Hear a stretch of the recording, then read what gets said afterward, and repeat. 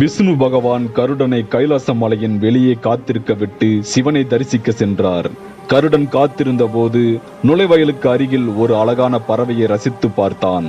அதே சமயம் மரணத்தின் கடவுளான யமன் கைலாசத்திற்கு வந்து உள்ளே நுழைவதற்கு முன் சில நொடிகள் நின்று அதே பறவையை உற்று நோக்கினார்.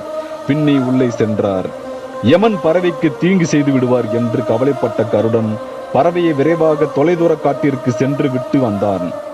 யமன் திரும்பி வந்ததும் கருடன் அந்த பறவையை ஏன் உன்னிப்பாக பார்த்தாய் என்று கேட்டான். அந்த பறவையின் இறப்பு தொலைவில் உள்ள காட்டில் ஒரு மலைப்பாம்பினால் முடிந்துவிடும் என்று கூறினார். அந்த பறவையால் எப்படி இவ்வளவு தொலைவு, அதுவும் இவ்வளவு சிறிய நேரத்தில் செல்ல முடிந்தது என்று குழப்பத்தில் பார்த்தேன் என்றார். அப்போதுதான் கருடன் அந்த உண்மையை புரிந்து கொண்டான். பறவையை காப்பாற்றும் முயற்சியில் கருடன் அதன் விதியை நிறைவேற்றினார். யமனை வெல்ல முடியுமா? கமெண்ட்ஸ்ல சொல்லுங்க.